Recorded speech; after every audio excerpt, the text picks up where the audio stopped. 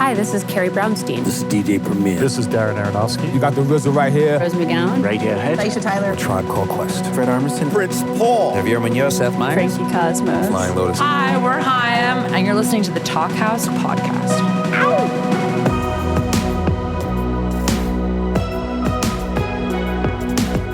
Hello and welcome to the Talkhouse Podcast. I'm Josh Modell. On this week's episode, we've got a pair of performers and songwriters whose work joyfully throws genre out the window in search of something bigger. Robert Glasper and Emily King.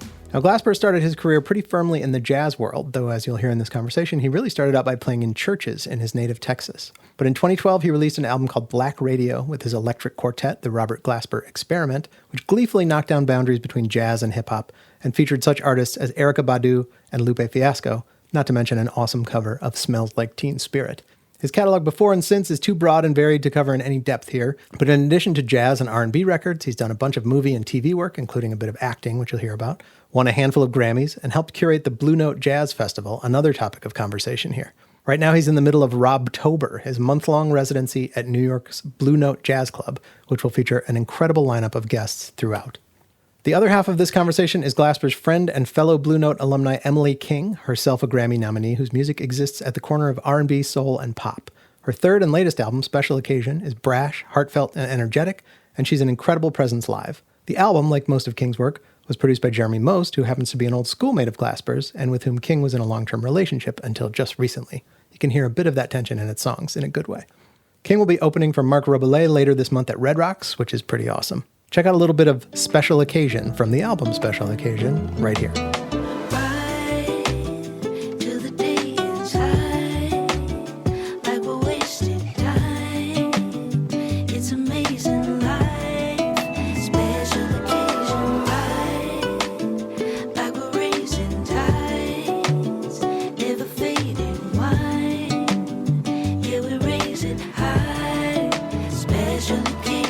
In this lively chat, these two talk about how the New York Times accidentally named Glasper's band for him, the chances of Glasper becoming a PGOT, you'll see, how being a messy person might make you creative, and more. There's also talk of bad hairstyle choices and how having white friends might exacerbate that problem. Enjoy.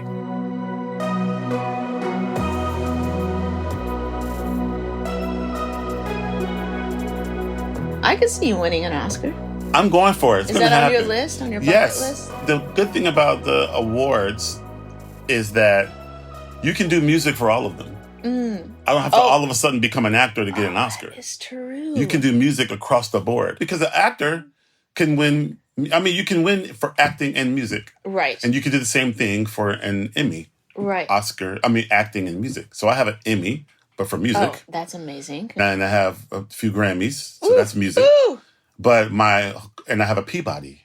Oh, tell me about that. So the Peabody Award, I don't even know what the fuck it is, honestly. But it's very prestigious.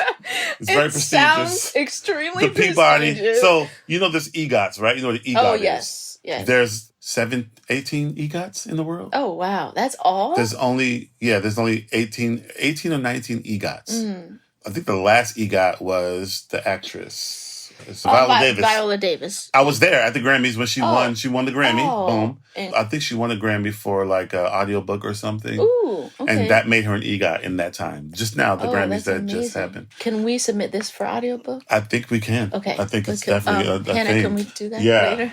But there are only 5 PGOTs in the world, ever. You're kidding me. And none of them are black. EGOT is a Peabody plus the EGOT. Boom. Now so I it's get either that. a Peabody or it's a Pulitzer. Okay. A Pulitzer. One of those two Wow. P's. So Wow. I have 3 of the things. So I just need to get an Oscar and a Tony. Ooh, so let's talk about this acting career. And you know what I mean? Let's figure it out. And I'm so let's go down that road. Is there a role that you have thought about playing in any genre, like comedy, drama, action? Yeah. What would be your choice? I feel comedy because that's naturally where I live. You know, I'm just naturally You are hilarious. funny. And I've always been like that. My whole family's like that. Everybody's funny. You know what I mean? My dad's hilarious. Oh, Pop. My dad, he's so funny. So what a blessing to be in a family that laughs so much. Laughs, like really laughs. Like we laugh all the time. I've had a few roles, little stuff. Some of my friends in Hollywood have gotten me little like hey, you want to do this? I was in season 3 of Black Monday. It's Don Cheadle's show called Black Monday. He's great. Where he works in like a stockbroker office. But in this particular season, he buys a studio and he is the producer of a singer, of an artist. And so he brought me in. He was like, yo, do you want to play the engineer? And I was like, sure. Don actually got a scholarship to go to college for music. Really? Like, he played saxophone, he could sing. Actually, the first thing I ever scored was a movie for Don. He did a movie about Miles Davis called Miles Ahead. Oh, yeah. I won a Grammy for the soundtrack, actually. That was my first time scoring anything, and we won a Grammy. We beat out... Let me tell you how... What year was this? This was 2016. Okay, 16. I feel like 16. We went up against the Amy Winehouse documentary. Wow. Suicide Squad. The NWA movie. So this is all... That's a lot of competition. And then the Miles Davis movie. I was like, we're not going to win, but I'm going to go and I'm going to be proud that I went and that we're nominated. It's great. Don was like, I ain't going. He went golfing. The morning of the Grammys, I FaceTime, he's golfing. I was like, Don, what the fuck you doing? He's like, yo, bro, I'm not going to that. Because I get it. Hollywood star, he's a star. So he always walks red carpets and shit. So he's over it. You know, I'm like, oh, we're going to the Grammys. You know, I'm excited. Yeah, exactly. So I was like, Don, if we win, you got to get dressed and come down to the Grammys. He was like, okay, sure, okay. So we end up winning. Oh my God. And we're all shocked. We're like, oh, snap. So I get on stage, I'm like, Don, we won. I'm holding the Grammy on stage. Oh my God. He's like, what the fuck? So he got dressed, and his wife got dressed and came down to the Grammys. Amazing. So, and this is the funny part. I had already walked the red carpet, right? And they scanned my ticket to go into the Grammys, right? So I'm already in there. So when Don came, I was like, we're going to go back out, meet Don, walk the red carpet with Don. Because that's a different walk. Okay. Everybody were coming up to us. Like Rick Ross. All these cats are coming up. Mr. Cheeto, can I take a picture with you, you know? And all these things. So it was an amazing walk. We get to the door. To go inside again. They scanned my ticket. And they wouldn't let none of us in. No. Because we already were in. Come on. So they won't let you back. So the dude, it was a big thing. People are passing us by like, Robert, congratulations. I'm at the doorman like, look, bro, I just won. Right. That's why I'm outside. That's why I came to walk the red carpet again. Look, here's the picture. Here's the video. People are literally coming by. Congratulations, Robert. So it took an hour. They had to take all of our driver's license, take it to the head part of the thing and do all this stuff. Come back and give us our license. Then they let us in so we can go to the televised portion of it. That is an insane sort of day Lord Jesus. Of like anxious feelings to celebrating, and then all of a sudden you can't get back in. So I digress so much. I don't even know what the hell we were talking about. This is so what we're talking about. You won the Grammy, the soundtrack. Oh yeah. Then I realized being an actor is very, very hard. The call times, I can't do the call times. So it's not the actual acting that's hard. No. It's the call times. It's the call times. And the catering. Jesus Christ. Catering was Catering was But the call times... What is this called? It's different from music. Yes, because when you go somewhere for music, it's all like mapped out to like, okay, your call time's going to be 3:30 in the lobby. It's going to take a half hour to get to the place. Right. Then you got sound check at 4:30. Then, everything's kind of boom, boom, boom, boom, boom. When you're acting, call times at 4:45 a.m. Wow. You go to your trailer. You could sit in that trailer for 6 hours. They probably don't need you until 10. They don't know when they're going to need you because they're working on a scene right now. And until that scene's done, then like, okay, come do makeup. And you go to the trailer, you do makeup, then you go back to your trailer. And it's a hurry up and then you just sit there and wait. And then you can't mess up the makeup. So if you don't have a good trailer, which I did not, and I told Don, fuck you. Yeah. Because you have a good trailer. Why do you get a good acting trailer? Right. You haven't done that much more acting than me. Right. How different was the trailer? His trailer was like 3 stories. I think he had a maid. Some shit had a pool. It was amazing. So he was like, you can come chill in my trailer if you want. Look. I was like, you motherfucker. It had a helicopter pad. I had a fucking toaster. I don't know. For no reason, I had no bread. It was just... It was like a U-Haul trailer. Yeah, it was a U-Haul. You wait more than you're on set. Then you act. You wait more than you act. That's so interesting. Totally different. Because, I feel like when we're on tour, there's never a dull moment, really. And you need it. I don't want to have to go to my dressing room 5 hours before a sound check. See, I couldn't do it. I don't like idle time. I let unless I'm cleaning. I like to clean. Do you clean? I hate cleaning.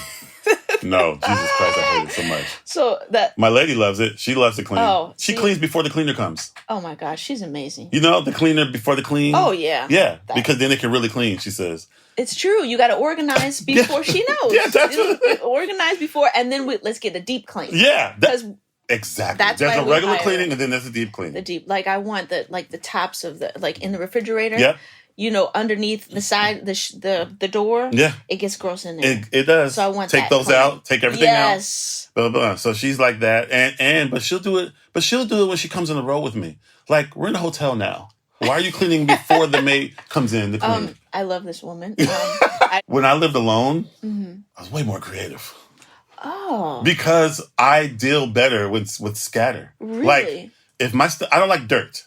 That's different. That's different. I don't like roaches. I can't do roaches. I can't do mice. I can't do mosquitoes. Any insects. I can't do none of that. So I'm a clean person. Like, I'm not. You're not gonna you wouldn't walk in my house and see a old bowl of cereal or nothing like that, a mold or something. Right. But my clothes will be everywhere. Yeah. Because that's how I am in the hotel too. Because I get used to someone picking up after me.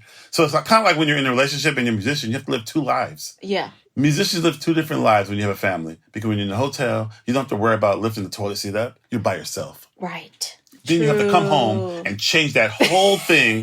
And now you have to remember to lift the damn toilet seat up when I didn't have to do that for 3 weeks just now. Yeah. But yeah, when I see stuff around scattered, it gives me, ideas or something. Oh, I love that. But Diane Warren's like that. You know Is that Diane? right? Yes. I don't know where I said Diane like I know her, Yeah, but I never met her. I did meet her once. I met her once. But I know like a lot of people who worked with her there. And the room where her piano is, where she writes, they say she hasn't straightened it up since like the 80s. Oh my God. Wow. Like there's distinct. For those who don't know who Diane Warren is, Yes. she's written so many hundreds of All the thousands of songs. hit songs.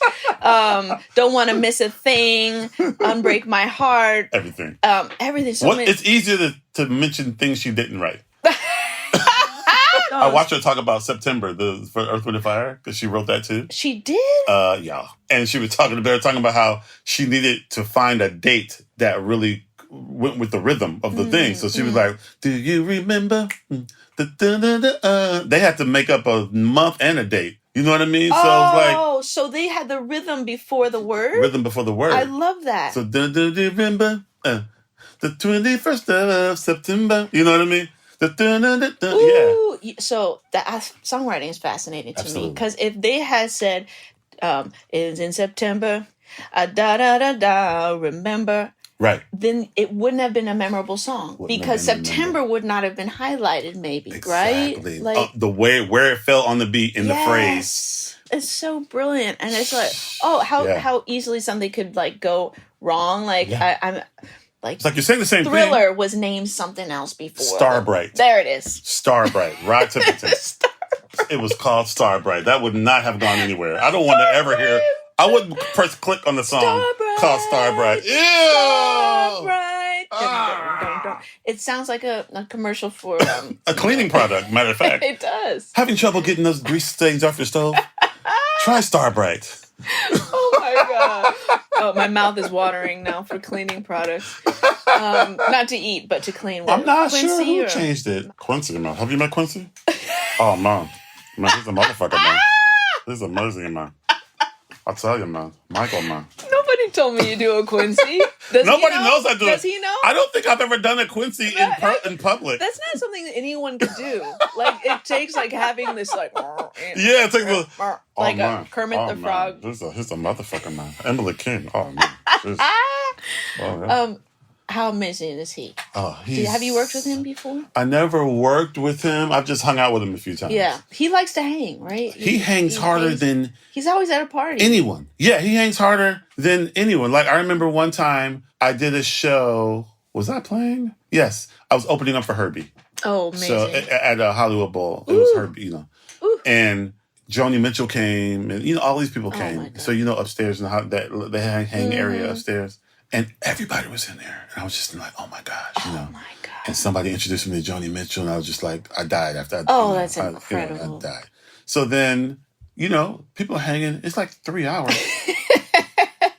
No one's in there but me, Herbie, and Quincy and What? the door guy. Now this is after the show. After After show. the after party. After the after party. Right. And just the door guy waiting. And Herbie was like saying, Quincy, let's roll, like an hour before that. Yeah. But he was just talking. So I was just sitting there. I was only there listening to them talk. Herbie was there listening to Quincy talk. In that situation, you don't say anything. You just listen. You know what I mean? Absolutely. I've hung out with Quincy at Montreal Jazz Festival to the morning. That is so fascinating. You know what I me, mean? That he has so much stamina still, and I'm sure he's been that way his whole life. Absolutely. And he had to be. Yeah, are you that way? I hang. I'm a hanger. Yeah. I learned that in New York. You know what I mean? Is it a learned behavior? Because I think so. Yeah. Because if you grow up in a place where there's nowhere to hang, then you're not hanging until 6 a.m. naturally because you don't have nowhere to go. That's true. When I moved to New York, jam sessions would go till like 6, 7 in the morning. Wow. Literally. Like I was telling a story, like me and Bilal used to hit all the jam sessions. Certain nights you would go to a bunch of jam sessions and then you would end up at this spot called Smalls. Every night you end up at Smalls. Smalls is the best. You end up at Smalls. Mm-hmm. But Smalls at that time used to go till like 6, 7 in the morning. So we used to go, jam, take a nap, wake up, and then go to school. Wait. You would jam, take a nap, and then go to school. Yeah, we were literally you were going to school. Yeah, at the new school at in the New new York. School. Yeah, me and and Bilal. Yeah. Ooh. Yeah, How and much we do would I literally. love Oh, Bilal's Oh amazing. my God. He's incredible. He's my favorite. It gives me chills. Singer. Yeah, it's amazing what he can do. I saw him at CBGB's when I was like 18. I was there. I had to been there. You must have been there. Yeah. And it was like he had these two amazing singers with him. Oh my gosh, I remember. Dude. I remember. Do you remember that? I remember that. Because CBGB's closed like that same year or like a year after. My first residency was at CBGB's ever with my new band. It's called the Robert Glasper Experiment. Yeah. Right? Wow. That was a new band then. That was the new band then. But it was called the Robert Glasper Experience, actually. Oh. But when I did CBGB's, New York Times did a write-up on it. And they said experiment by accident. So but it was already printed and it was in the newspaper. So I said, well, that's the new name. And I went with that. I love that story. Do you look back fondly on those times, or was it hard? Was it a struggle? I mean, if I stay up past 9 o'clock, I'm like, oh, what did I? I'm having feelings. No, I could do it back then because I was young. I didn't have no kids. Yeah. You know what I mean? Yeah. I was just like, it was just me. And were you new to the city? Because I was new to the city, Houston. from Houston, Texas. The church boy. You know what I mean? Yeah. Like, I was in church 6 days a week, maybe 5 days a week. By my senior year, 11th and 12th grade year, I played for 3 churches at once. So I played for a 7-day Adventist church on Saturdays. I played for a Catholic church early Sunday morning. And I played for a Baptist church at 11 o'clock on Sunday morning. They were right around the corner from each other. It's 3 different churches. Each church has a choir rehearsal during the week. So I had to go to each of those choir rehearsals during the week. And so how long are those? Choir rehearsals are normally around 2 hours. And you get paid for all this? Yeah. I was balling. So I'm picturing you with some gaiters on, you know, just like walking down the street, like just. Well, I could buy. I could pay my own car note. That's you know what I mean? Like I paid my own bills. I was the friend with money, so I could buy my friends food and hang out. My mom was very lenient with me because I was a good dude. I didn't get into anything. You know, it was just music. You know, and so did they? Did they support you right away with music? Oh, absolutely! Because my mother was a musician. She was a singer, and my mom was a singer and a pianist. Wow. You know, and so that's how she supported me, by singing and playing piano. Literally.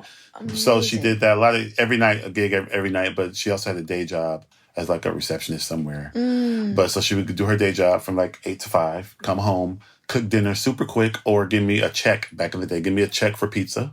Really? You could pay for pizza with a check? Pay for pizza with a check.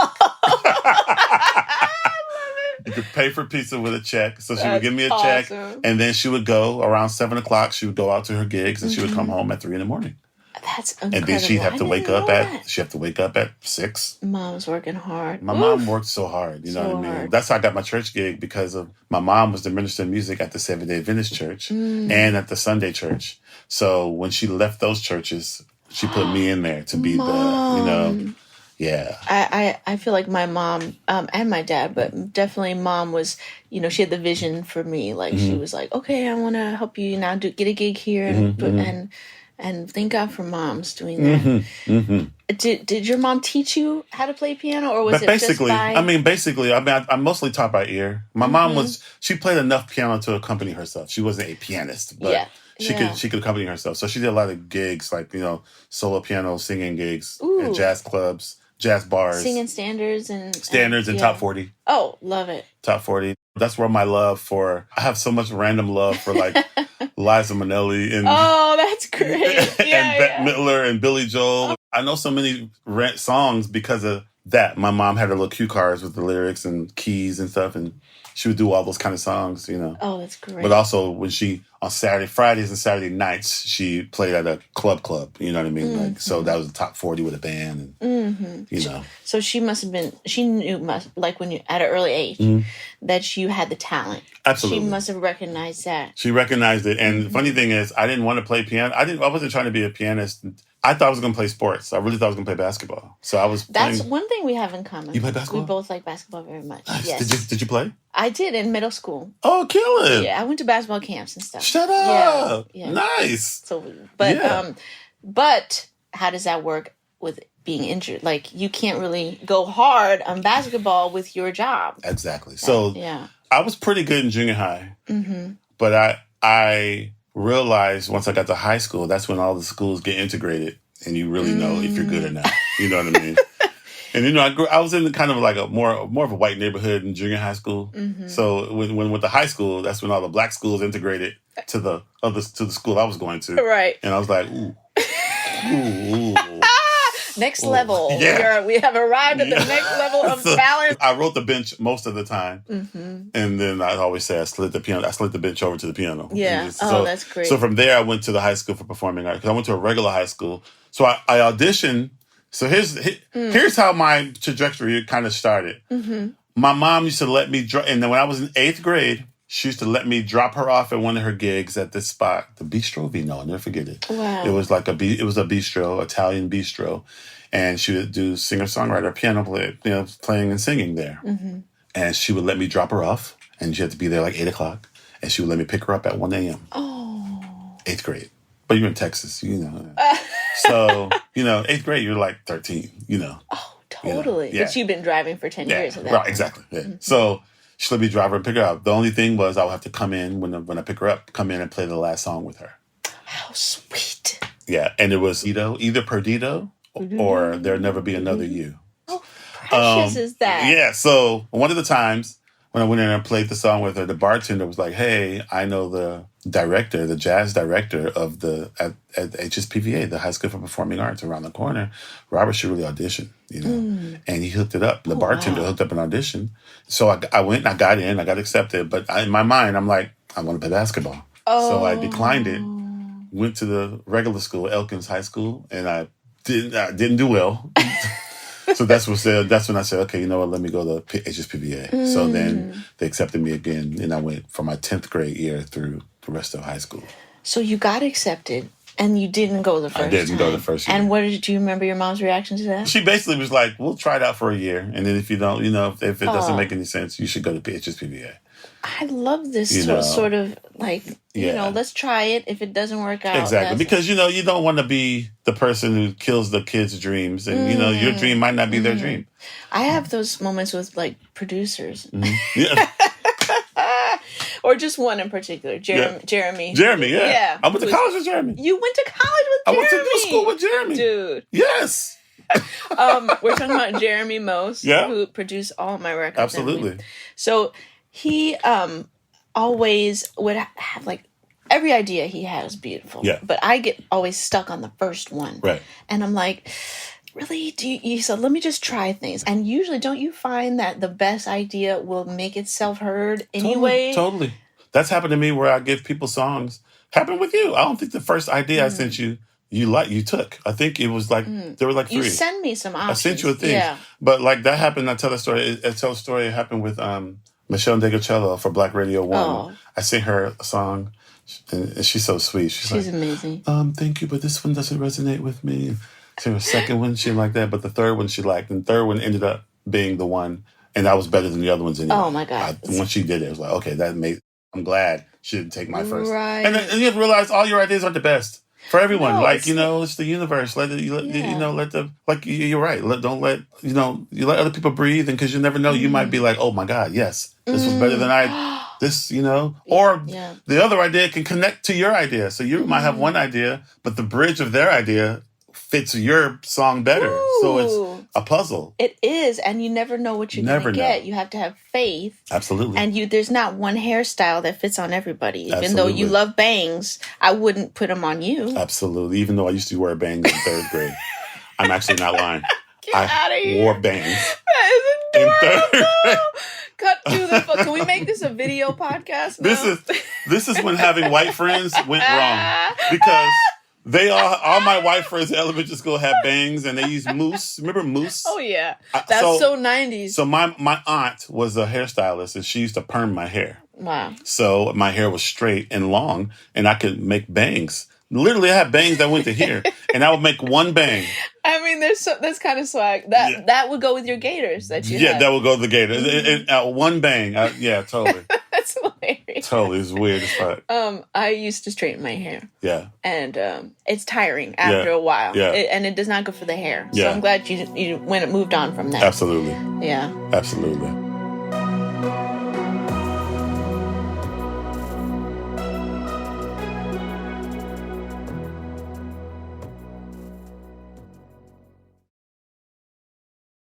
Are you having fun? Do you know people have been asking me when I'm going to work with you for like 10 years? Really? Yeah. I remember the first time I heard about you. I was playing in Atlanta at this place, and I think you were coming to play there. This is right after Black Radio, so this is like 2012. Wow. 2013, maybe. Mm-hmm. Over 10 years ago. Over 10 years ago, you know. And so the promoter was saying, when are you going to work with Emily King? You're going to work with Emily King. I was like, Emily King? I feel like I heard her name. I don't know. But that's what made me check you out. Wow. Thank you to this promoter. Yeah, that's what made me check you out. And then I realized who you were. Then I realized Jeremy worked with you and the whole thing. I was like, oh shit. Yeah. I remember meeting you with Jose James. Oh, snap. I don't know. It wasn't the first time, maybe, but I remember going to the Village Vanguard, and you guys were working on a song. Was I playing the Vanguard? You were probably. I was playing the Vanguard, but I was in the studio with Jose. And we named the song The Vanguard. Oh, that's awesome. There it is. The song I wrote on his very first album. I wrote 2 songs on his first album, and I think I was at the Vanguard that week because I felt like we met there. I think you're not wrong. And then one of the songs is called The Vanguard, his very first album. Yeah, amazing. Me, Chris Dave, and Pino Palladino. He had a killer band. That's right. Yeah. I was starstruck. Oh, my gosh. Yeah, not anymore. Oh, my God. Well, I mean, we're besties. So, you know what I mean? I love how many friends you have, and you are so loved by so many people. Have you always been a social butterfly? Absolutely, yeah. My mom was like that. My dad's like that. I come from that kind of... Did you learn that from them? I think so. I think it's just in me. It's just in me. You know what I mean? I've always kind of been that person, you know, since I was a little kid. Yeah. Always.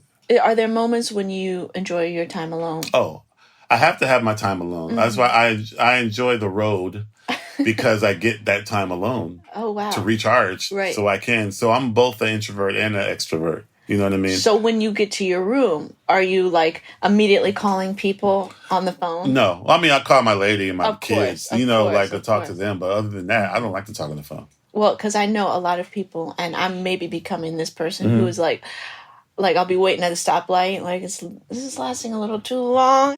I'll text all year if I could. I'd rather text. You also do the audio messages, which I audio like. messages, yeah. I love doing that because then you can get the point right across and boom, boom, boom, boom. It's but personable. I don't mind talking if I'm trying to creatively get something out. You know what I mean? Like if we're going to talk about a song and a vibe, yes, it's easier for me to hear your voice and understand what it is you're, you know. I'm trying to master currently the short combo. Yeah. And my father is really great at keeping up with his friends. And so he just, hey, baby, how you doing? Yeah, I'm eating a tuna sandwich. All right, check in later. Yeah, boom. And it's like less than 3 minutes. Yeah. And meanwhile, I get stuck like, okay, first we talk about the weather. And then how's the family? And then by the time, it's nice to have a short because then you could talk to more people. Yeah. Rather than maybe I get exhausted if I'm just like 40 minutes and then I'm done for the day. Yeah. I'm not the kind of person that's like, hey, what you doing? I'll just do that with my son. Yeah. I'll be like, yo, what up? Of course. You know what I mean? So sweet. What you got going? You know? Right. But he's like me too. It's nice to check in. Yeah, it's check-ins. Check-in. That's it. Just a little check-in joint.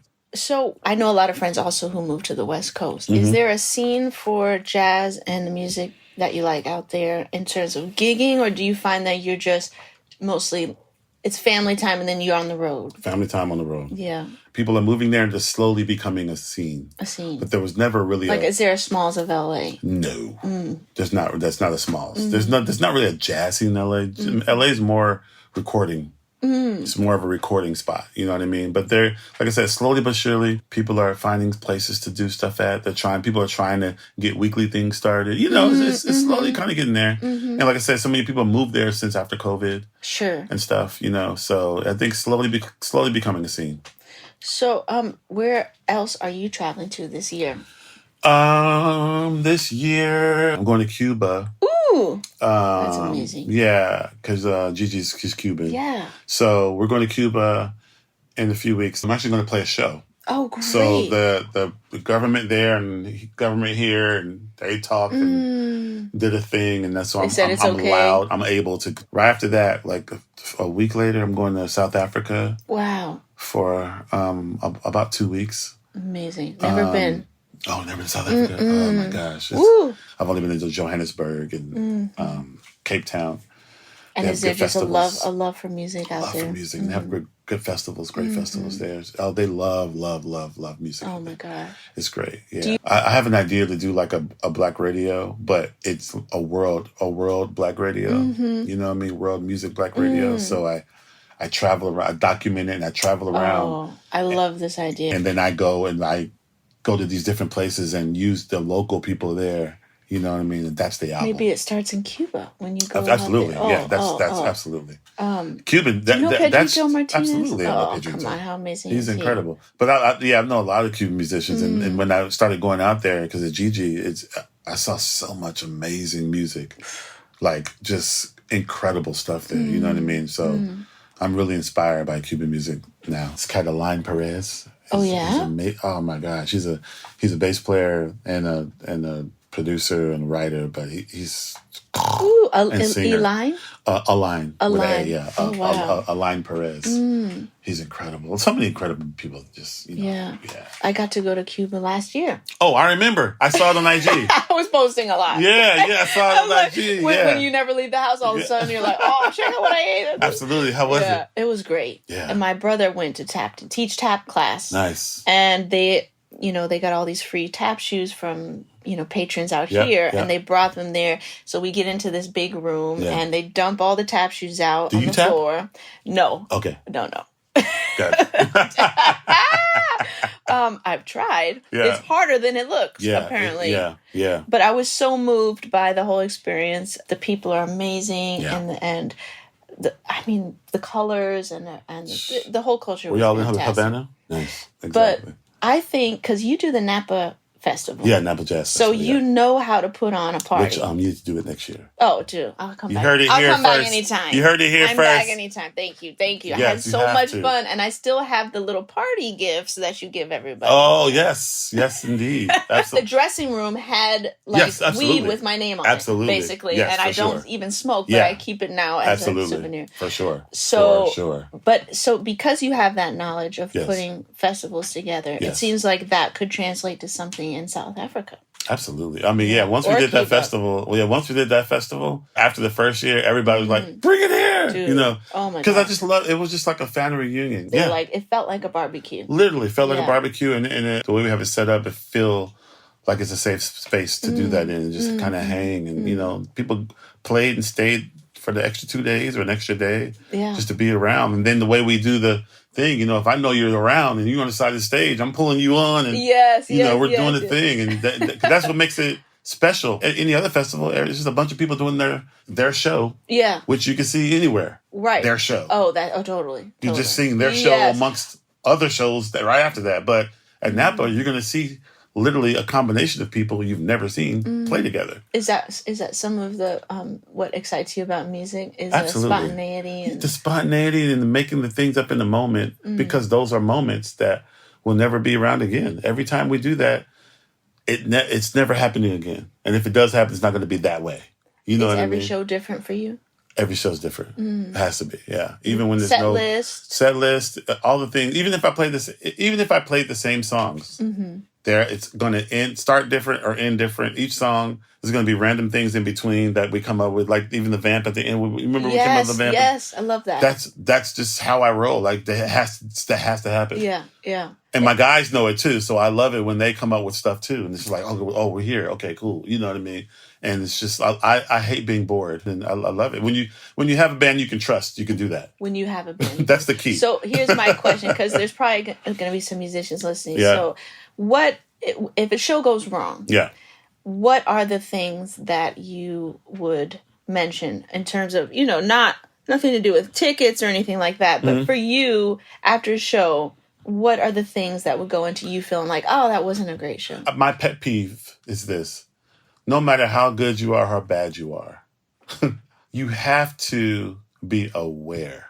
I'm very spontaneous. I don't like to rehearse. I thrive off of, hey, just the moment and making sure that everybody's looking at each other and making sure everybody's aware. If you're on autopilot and you're just looking down at the floor and just playing the song, I hate it with a passion. You know what? I'm going to go ahead and back you up on that. A lot of younger players, they're afraid or they're shy and they close their eyes, they look down. Yeah, they look down, close their eyes, like, yo. How are we supposed to drive the car together if we're all closed eyes? We're on a basketball team. I can't pass you the ball. 100%. Or you don't know what play I'm going to call. Yes, you know what I mean? Sometimes I'll be in the middle of one song and want to go to a whole nother song in the middle. Ooh. And I'll just mouth it. I need the bass player to look at me because that's the harmony, at least. Drummer, I that's why I always have my drummer facing me. Oh, I noticed. Bass player needs to look to the right to me. Right. You know what I mean? Yeah. Because in the middle of the show, I'll fill out the crowd and I'll know what needs to happen. Because that's why I can't fully make a set list a lot of times, because I don't know what the crowd's going to be like. And then once I get a vibe of the crowd, then it changes the set in the middle of the show. Right. And I might want to change it in the middle of the song. Right. So that is 100% great advice. Absolutely. Let's look at each other all the time, especially the band leader. Absolutely. And listen. And looking and listening is more of the battle than most things. A great show to me is that when we're doing things and people think we rehearse these transitions. And it's like, no, this is all fresh and new, but we just paid attention. Right. That's half of the battle. You know what I mean? Totally. Listening. It's so key. So key. I think these are things we learn along the way. Absolutely. Because a lot of time fear takes over and you just forget what to do. Absolutely. And also, when you're a band, because some band members feel like, okay, you're the star, so I'm not seen. And they just do random shit. Ooh, lesson number 2. And everybody's watching you. Everybody's watching you. Yes. You're on stage. They can see you. Yes. If you went to see Janet Jackson, you wouldn't see the bass player doing what you just did. You know what I mean? Like on a big scale. So don't do that shit here. Just don't do random things that's like, it's not a stage etiquette. You know what I mean? Oh, I when I was starting out, I had some band members that were like talking to each other during the song. Yeah. And I remember seeing it back and I was like, this looks very unprofessional. So, yes, lesson number 2. Yeah. Like, we joke and talk on stage. Business. Yeah. We joke with each other and talk on stage, because that's one thing, but it's like having a private convo and y'all just, while I'm doing a piano intro, right. like I'm trying to create a vibe here, and y'all just broke the vibe by doing that over there. We all have to be purposeful. Everybody can see you. So those are the lessons that we've learned from being in the game. Because I realized that even once I become my own artist, and like what was it after Black Radio came? No, I started playing. I was on the road with Maxwell, right? But I was already me. I was already doing my own thing. But Maxwell was using my band, so it was like a specific, special thing for these for 4 years. You know what I mean? When Maxwell came back in 2009, he came back after I don't know, 15 years not being around, and it was a huge thing, the biggest thing in R&B at the time. It was like, Maxwell's back. I remember that. And the band was me, Chris Dave, and Derek Hodge. Wow, you know what I mean? Amazing. And we went on tour with Maxwell for like 4 years. I did, in the middle of the tour, I did Black Radio. That's awesome. And did the whole thing, won the Grammy, but I was still on tour with Maxwell. There's a humbling. Absolutely. It's a sort of, that's something you really learn on the job site. Yeah, for sure. There's a lot of people involved with putting on a show. Yes. Yep. And sort of like the bubble gets burst a little bit. You're like, okay, I'm a worker now. Yeah, for sure. I'm but a part of the crew. As a worker, it was, you realize, like, I love it because there are certain people who I've worked with that have tried to become an artist after the fact. And then they realize, oh, snap. Okay. They come back to me like, now I get it. Right. You know what I mean? Because unless you've done it, you don't know. Yes. You don't really know. You don't know. You can't even and have you can take it or leave it. Some people don't. It's not for them. Everybody's not supposed to be. Just because you can play an instrument, because you can sing, because you can produce, that doesn't mean that you're an artist. Mm-hmm. You might not want to be an artist. You might want to be a background singer. We need great background singers. It takes a whole team. And that's, that's a great point, because do whatever makes you feel good. Absolutely. You don't, and it's just as valid to be a side person as it is a front person.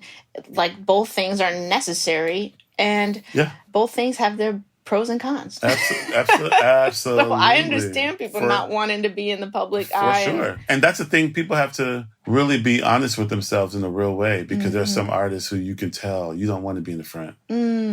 You're great, but you don't want to be in the front. Right. You don't even know how to be. You feel uncomfortable in the front. And you can tell it. And you're like, you don't want, but you don't want to go, you don't want to tell them that. I don't want to be the one crushing your dream. Right. Glasper told me I shouldn't be an artist. Yeah. That sounds terrible. No, you can't say it. You can't say You literally cannot say it. Even to your friend. Yeah.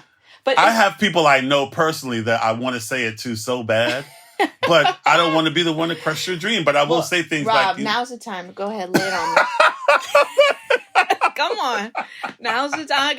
Exactly. I'm open. Let it out now. Let it out. No, it's true. Because, because there comes a time where you really have to be honest with yourself. I even say that with... There are people who get their gifts and their hobbies and their... Your gift, your hobby, and your passion mixed up. Ooh, and some people don't realize it until later in life, because the gift is there. That's what we're born with. The gift is what you're born with, but sometimes you don't realize what your gift is till later, because the gift is what you do the easiest, the best. The gift. Ooh, you better put that on a t-shirt. That's good advice. The less effort you have to do. Like, I have a gift of being funny. I just do. Yeah. I don't try. Yeah. I'm just fucking funny. Right. You know what I mean? I know it. I have a gift of being good looking. Obviously. You see, that fucking made you laugh. Fuck both of y'all. Listen, but guess what? No, he had to prove that he was funny. Guess what my passion was? Basketball. Right. Your gift sometimes is not your passion. And your passion is sometimes not your gift. You can be passionate as hell about something. Yeah. And it could be a hobby. Basketball was a hobby that I was passionate about. But you had a third one. What was it? Gift, passion, and hobby. And so what is the hobby? A hobby is just something you like to do. Mm-hmm. It may not be your passion, but you like to do it. Oh, okay. All the time. Good. It makes you feel good. You know what I mean? Basketball made me feel good. But luckily in ninth grade, I realized when I was on the bench the whole year, I realized my gift was not basketball. I realized my gift was the piano. Wow. Because I would play the piano and I would effortlessly play even without really getting lessons. You know what I mean? And then once I really put effort into it, I got good fast. I think that's a blessing that you found out so early.